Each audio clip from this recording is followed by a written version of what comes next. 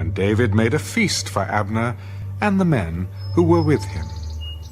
Then Abner said to David, I will arise and go, and gather all Israel to my lord the king, that they may make a covenant with you, and that you may reign over all that your heart desires.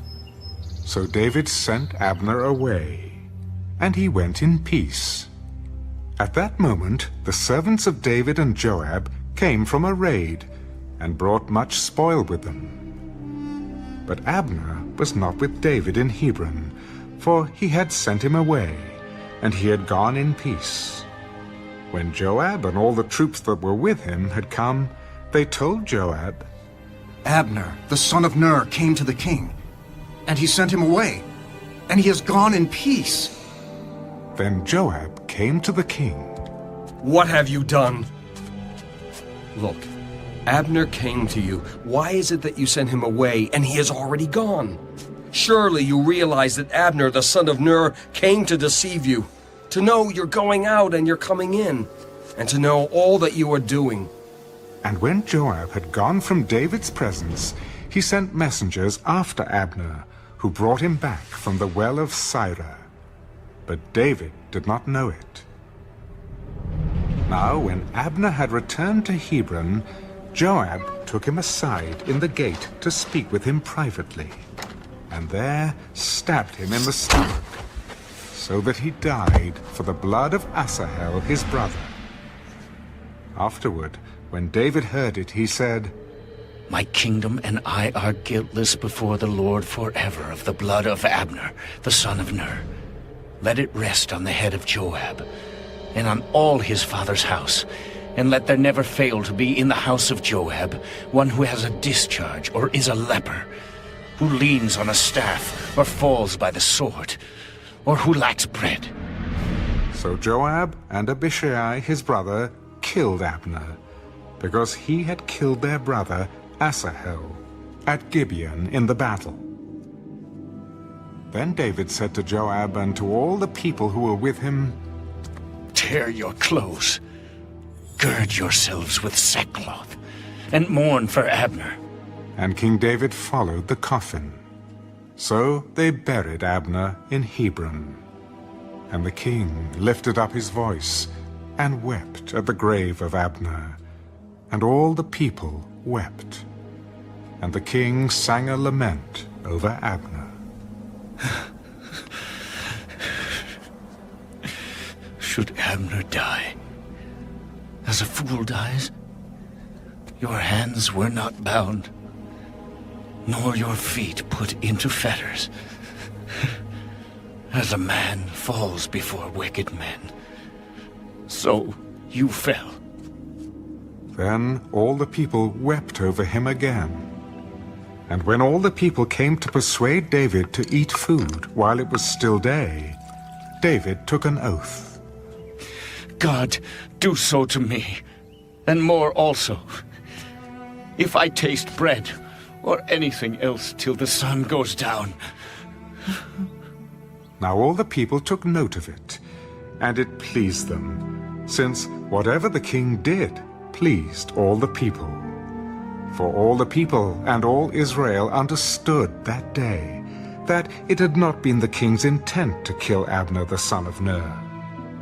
Then the king said to his servants, Do you not know that a prince and a great man has fallen this day in Israel?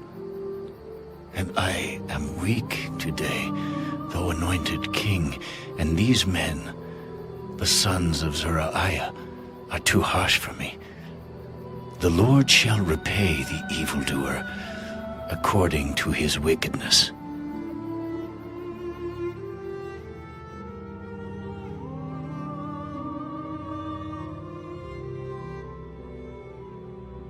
Second Samuel, chapter 4.